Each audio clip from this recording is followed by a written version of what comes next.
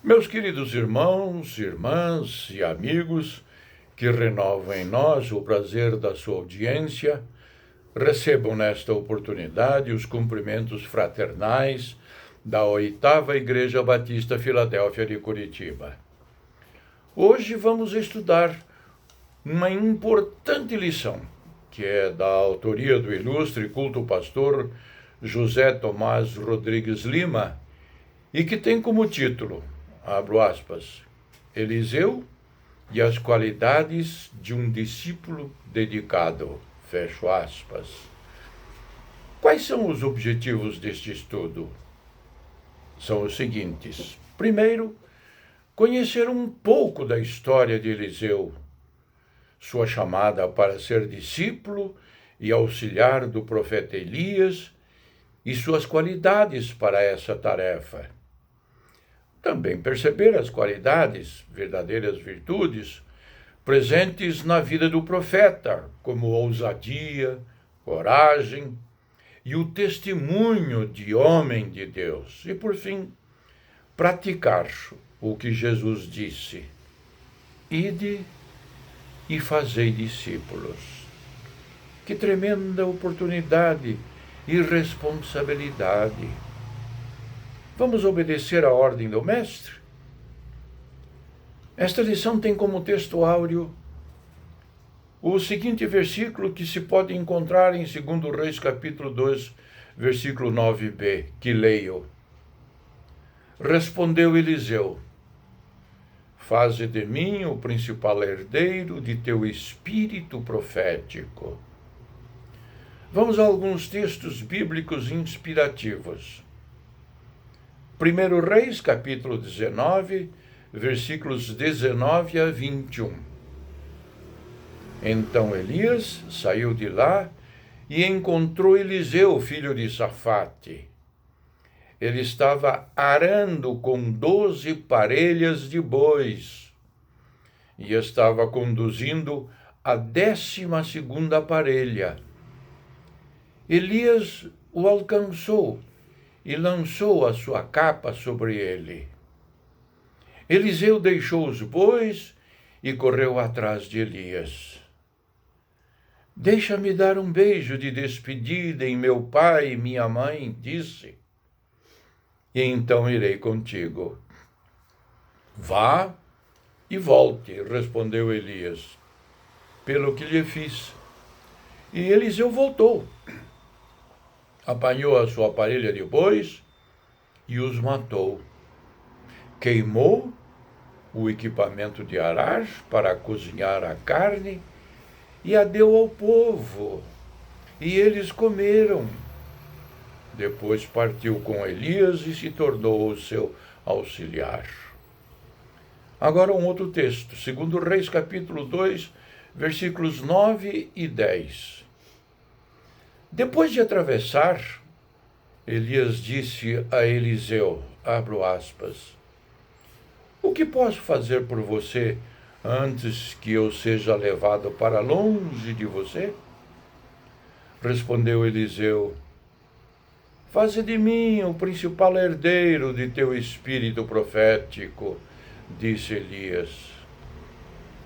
Você fez um pedido difícil, mas se você me vir quando eu for separado de você, terá o que pediu.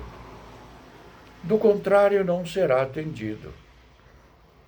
A introdução diz o seguinte: o ministério do profeta Elias estava chegando ao fim.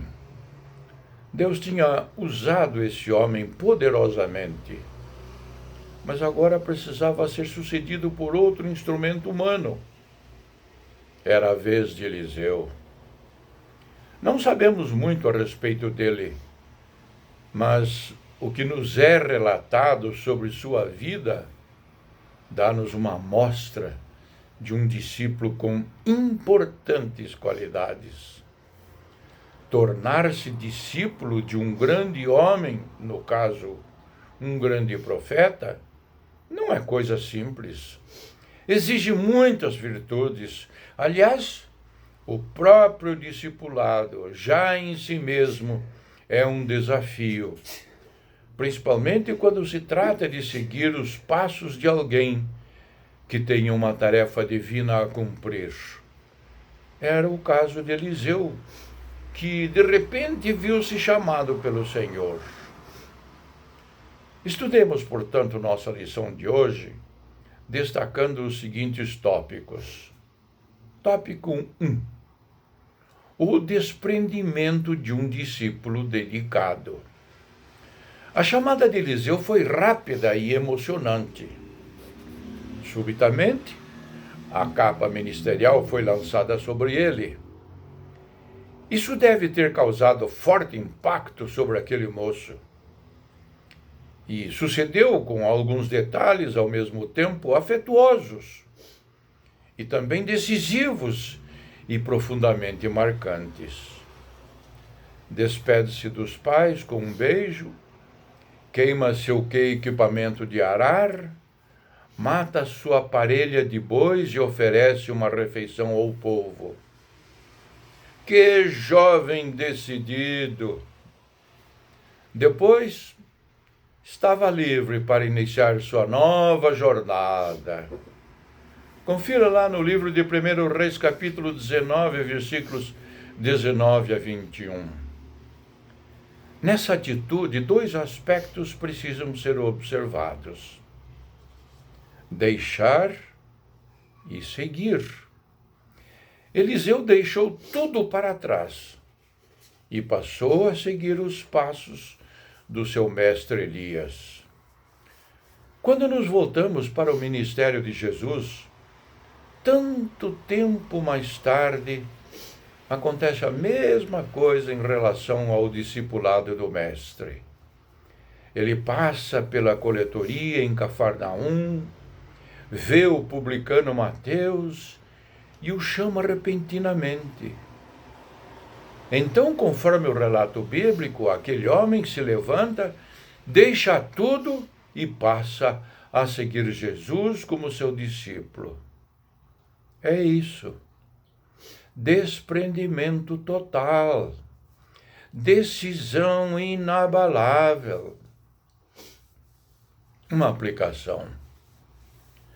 Como tem sido nossa resposta ao chamado de Deus, seja para a tarefa que for, em termos de desprendimento e decisão firme? Temos vacilado? Tópico 2, coragem e ousadia.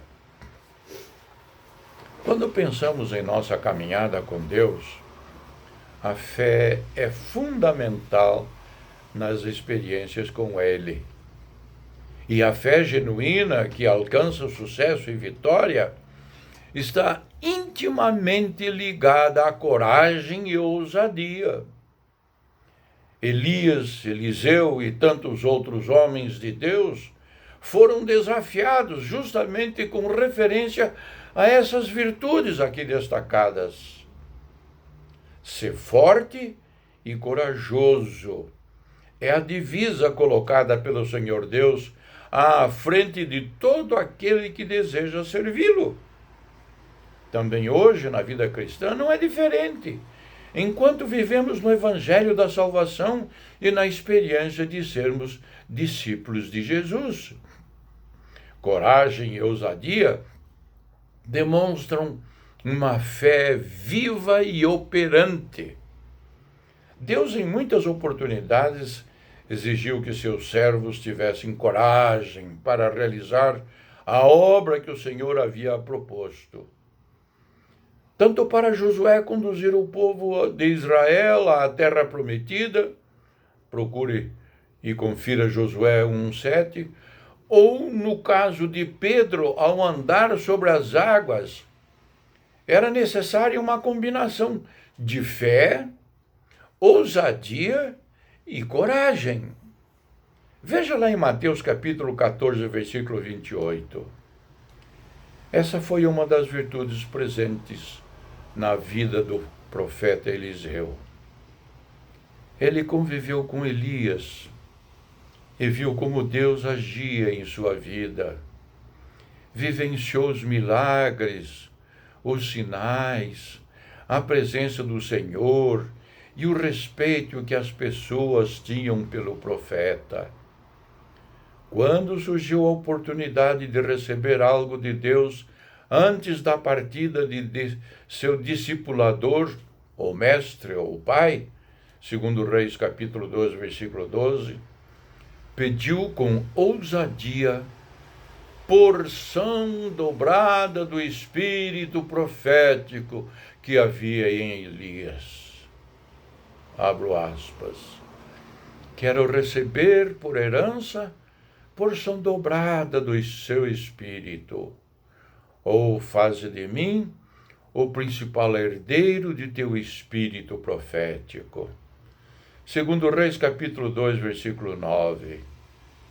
Perante Deus todos podemos ter oportunidades, embora nem sempre absolutamente as mesmas. Ninguém precisa ser um Elias ou Eliseu, um Pedro. Basta que sejamos servos na presença do Senhor. Veja o que diz o salmista, abro aspas, sejam fortes e corajosos, todos vocês que esperam no Senhor.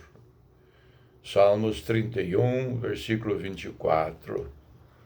Jesus também disse aos seus discípulos que os que crescem nele fariam obras maiores. Isso está registrado no Evangelho de João, capítulo 14, versículo 12. Sim, as obras de Deus começam com a proclamação do Evangelho, anunciar o santo nome do Senhor Jesus.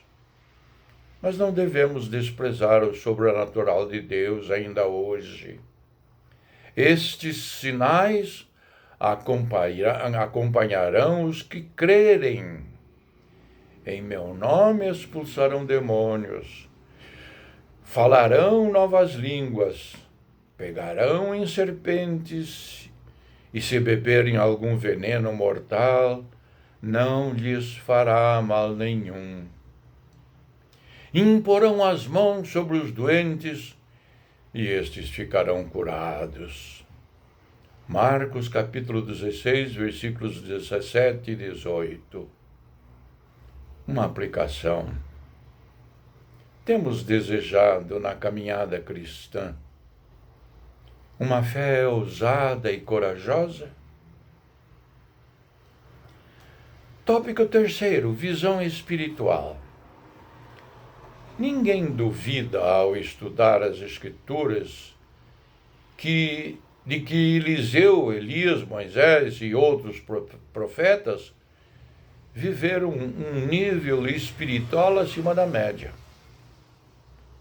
O apóstolo Paulo escreveu, abro aspas, se vivemos pelo Espírito, andemos também pelo Espírito. Confirme isso lá em Gálatas capítulo 5, versículo 25. Percebemos que esta foi a performance ou comportamento do profeta Eliseu. Algumas experiências por ele vividas evidenciam isso. Vejamos. Primeiro, buscar por, aqui eu coloco umas aspas para destacar, busca por olhos espirituais, fecho aspas. Compara Efésios capítulo 1, versículo 18. Em 2 Reis capítulo 6, versículos 8 a 23, vemos Eliseu lidando com o exército da Síria. O rei da Síria mandou um exército para prender Eliseu, porque esse orientava o rei de Israel, que sempre escapava da ação militar da Síria. Certa manhã, o servo de Eliseu levantou e viu a cidade cercada pelo exército inimigo. Então Eliseu pede a Deus, Senhor, abre os olhos dele para que veja. Então o Senhor abriu os olhos do rapaz, que olhou e viu as colinas cheias de cavalos e carros de fogo ao redor de Eliseu. Segundo Reis, capítulo 6, versículo 17. Digno de nota é que, agora, Eliseu também tem de discipular seu ajudante, a fim de que aprenda a vivenciar experiências especiais com Deus. O profeta precisa repassar essa visão que vai além do momento difícil e desafiador. Isso faz parte do verdadeiro discipulado, levar o aprendiz a novas experiências. Item B, a resposta do Senhor. Em seguida, o pedido de Eliseu, Deus cega os soldados do exército sírio. Eliseu os conduz até Samaria. Ali, diante de seus inimigos, seus olhos são abertos. Eles são tratados bem, alimentados, e retornam seguros para a Síria. Que experiência! O rei de Israel, sem entendimento espiritual e procedendo naturalmente, pergunta a Eliseu: devo matá-los, meu pai? Devo matá-los? Devo matá-los. Segundo Reis, capítulo 6, versículo 21. Notemos: este é o Deus Javé, Senhor sobre tudo e sobre todos. Ele cega, mas também abre os olhos de quem quer que for, a fim de manifestar o seu poder. Tópico 4. Dependência de Deus. Essa característica sempre foi algo notório na vida dos profetas. É maravilhoso aprender a depender de Deus. Contudo, também é um desafio. Eliseu não vacilou nesse quesito. Na experiência da cura do comandante sírio Naamã, verificamos isso. Está lá, registrado no livro de 2 Reis, capítulo 5.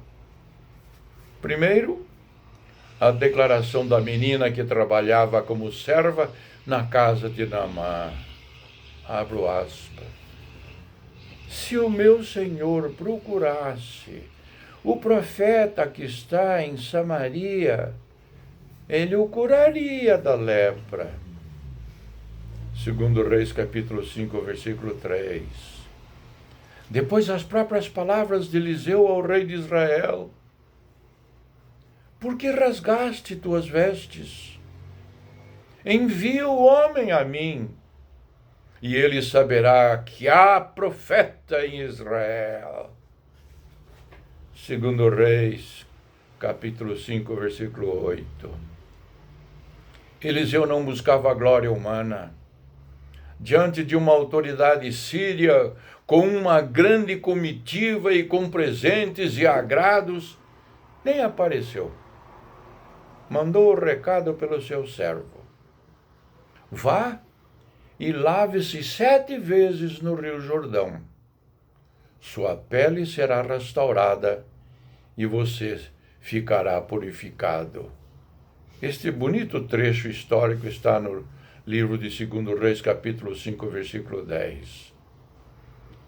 Depois de alguma relutância, Naamã obedece às palavras do profeta e recebe sua cura.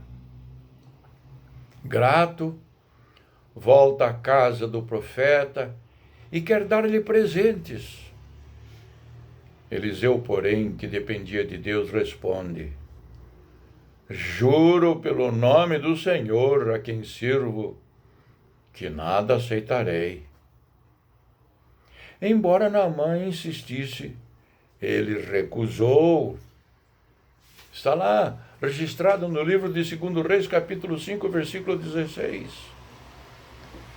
Não foi essa a mesma atitude de Geazi, ou Geazi, servo do profeta, que não via problema em receber uma recompensa de um homem tão rico?